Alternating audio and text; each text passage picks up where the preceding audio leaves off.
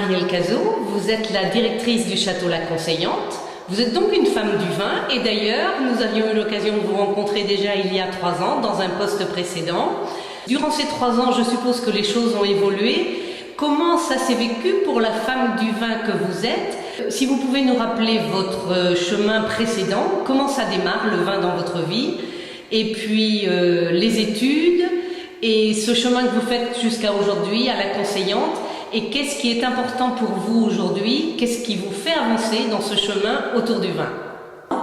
Je viens d'un petit village des Landes avec un papa agriculteur, amoureux de la terre, céréalier, pas du tout dans le vin. Et assez jeune, j'ai été dans les champs, sur les tracteurs avec mon papa. Et j'ai toujours eu ce goût de la terre, de la nature et de l'agriculture. Donc j'ai fait mes études supérieures avec une école prépa au lycée Montaigne à Bordeaux.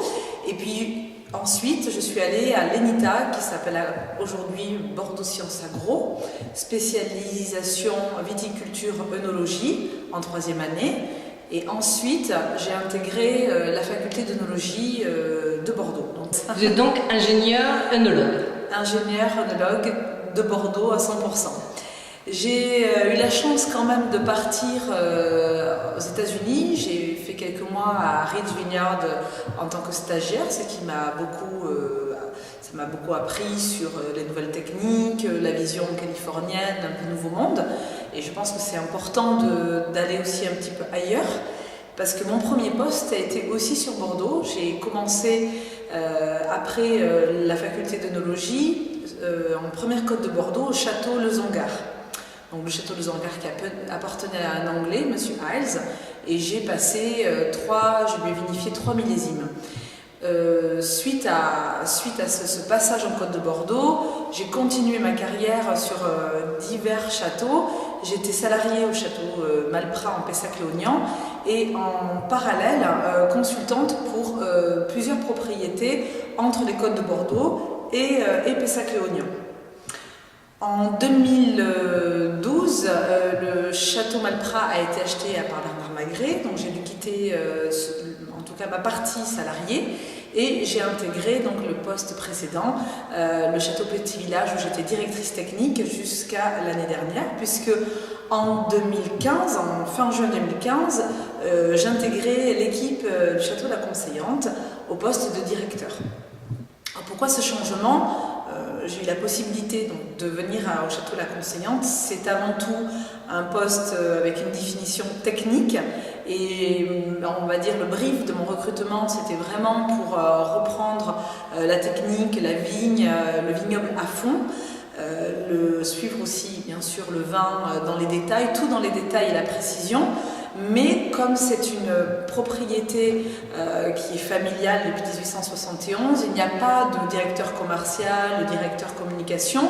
Le directeur technique fait aussi office de directeur commercial et tous les autres volets. Donc ça complète mes qualifications et même si je n'ai jamais fait de commerce, ni de com, ni de marketing, j'apprends tous les jours et grâce à mes gérants et à la famille Nicolas, c'est un enrichissement au niveau professionnel, on va dire une étape supérieure dans ma carrière. Et alors la technique existe toujours pour vous? Parce que je sais que c'était important. Oui. Donc, je vous ai dit le brief essentiel, le brief initial des gérants qui m'ont recruté, c'était vraiment être presque derrière chaque pied de vigne. Donc on a redéfini la taille, la conduite de la vigne. Moi je suis très attachée aux conduites bio, à l'approche de la biodynamie. Donc on va mettre ces outils-là aussi au service de la conseillante, même si on ne va pas demander de certification. On veut juste se servir de tous ces petits outils pour vraiment enrichir la viticulture de la conseillante. On fait beaucoup de travaux au niveau précision de vendange, spécialisation de la maturité qui se fait avec un professeur de l'université de Bourgogne que l'on a mis en place déjà sur le millésime 2015.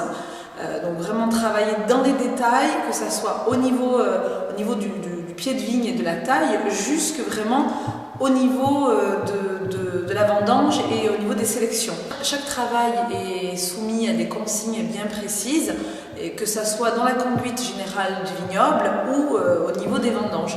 Donc on ne fait plus de la sélection, on parle toujours de sélection parcellaire, et au Château de la Conseillante, c'est vraiment de la sélection intraparcellaire avec des découpages dans les parcelles. Et quand je parlais de Bourgogne tout à l'heure avec donc le chercheur qui nous aide à cette sélection, on a l'approche vraiment bourguignonne de micro-parcelles pour pouvoir apporter à la Conseillante tout ce qu'elle mérite, quoi, en termes de qualité et de définition.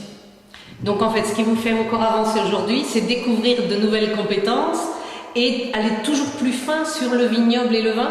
Oui, alors ce qui me fait avancer, c'est déjà, aujourd'hui, je travaille pour la famille Nicolas, qui est une famille très attachée à la propriété, impliquée.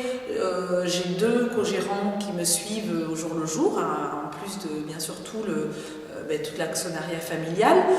Ces 2 co-gérants avec notre intervenant Henri sont pour moi les garants du suivi de la conseillante. Et c'est vrai que la famille Nicolas, attachée à cette propriété, me donne les moyens d'avancer, les moyens d'être vraiment derrière chaque pied de vigne. C'est très motivant. Et puis en plus, on est à l'aube de chaque millésime est séduisant. On vient de quitter un des plus grands millésimes, 2015, qui est chez nous en tout cas un des plus grands millésimes peut-être que Conseillante a produit. L'année prochaine, un autre millésime qui nous réserve plein de surprises. Je crois que ce qui fait avancer, c'est la surprise du millésime, se poser des questions, pas systématiser, avoir vraiment les bonnes approches dans le bon millésime. Donc, quand on est technicien, quand on est amoureux, passionné, je crois que tout nous fait avancer, et quand on a l'aide d'une famille, c'est encore mieux. Merci beaucoup. Merci.